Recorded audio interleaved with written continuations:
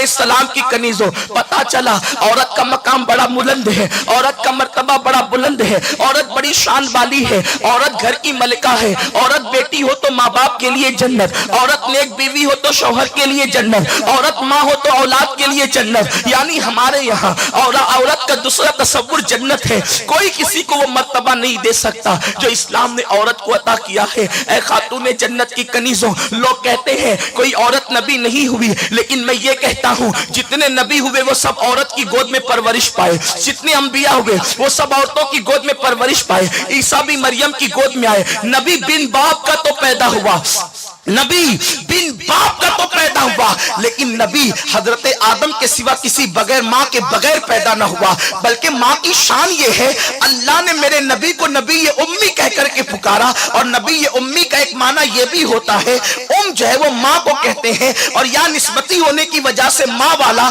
यानी माँ का मर्तबा ये है, औरत का मर्तबा ये है कि अल्लाह ने अपने महबूब को उम्मी कहकर यानी माँ वाला कह करके पुकारा। आप अंदाजा तो फरमाए, जिसकी माँ की शान की आलम ये हो, जिसकी माँ की शान की अजमत का आलम ये हो, अल्लाह अल्लाह, औरत की अजमत का अंदाजा हम कैसे लगा सकते हैं। लेकिन ये बहुत अफसोस की बात है, वो औरत जिसके कदमों तले जन्नत, वो औरत जिसकी पैदाइश पर माँ बाप को जन्नत, वो औरत अल्लाह अकबर जो शौहर के लिए जन्नत, अगर वही औरत जहन्नम के रास्ते पर जाए, अगर वही औरत कुछ जहन्नम का ईंधन बने, है ये भी कहा गया औरत को जन्नत कहा गया है। और दूसरे मकाम पर यह कहा जाता है कि जहन्नम में सबसे ज्यादा औरतें जाएगी। लेकिन मामला यही हुआ जैसे कोई दरिया के किनारे रह करके प्यासा रहे। अल्लाह अकबर, आप माँ बाप के लिए जन्नत है, आप शौहर के लिए जन्नत है, आप औलाद के लिए जन्नत है, लेकिन आप अपने करतूत की वजह से जहन्नम का ईंधन बन रही है। मेरे प्यारे आका सल्लल्लाहु अलैहि वसल्लम की कनीजों,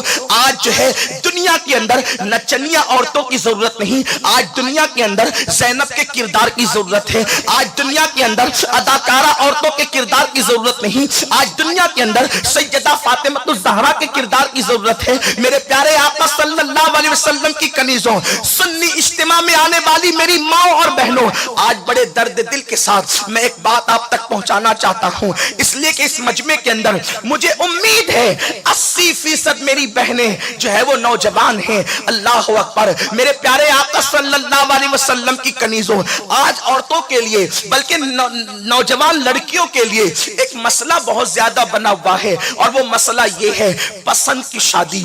पसंद की शादी एक भूत सवार है लोगों पर, पसंद की शादी, और इसको फैशन बना दिया गया है। लव मैरिज कहा जाता है, कभी रोशन ख्याली कहा जाता है, कभी ये कहा जाता है कि अपनी पसंद से शौहर ढूंढो। मेरे प्यारे आका सल्लल्लाहु अलैहि वसल्लम की कनीजों, मेरे पास वक्त कम है, लेकिन सिर्फ दिल का दर्द मेरी उन बहनों तक पहुंचाना चाहता हूं जिनको ये भूत सवार हो गया है कि हम फिल्मी अदाकारा को देखकर हम भी अपना शौहर खुद पसंद करेंगे। हम जो है अल्लाह अकबर सीरियल की अदाकारा को देखकर अपनी जिंदगी का साथी हम खुद पसंद करेंगे। मैं ज्यादा नहीं कहना चाहता, सिर्फ इतना पूछना चाहता हूं, मेरी बहन मैं तुम्हें अच्छी तरह से जानता हूं, जब तुम ईद के मौके पर दुपट्टा और चूड़ियां खरीदने जाती हो तो तुम अकेले नहीं जाती। मुझे पूरा यकीन है हर औरत की फितरत एक जैसी होती है। मेरे शहर की औरतें जैसी है, भरूच की औरतों की फितरत भी वही है, वही फितरत अहमदाबाद की औरतों की भी है, वही फितरत जो है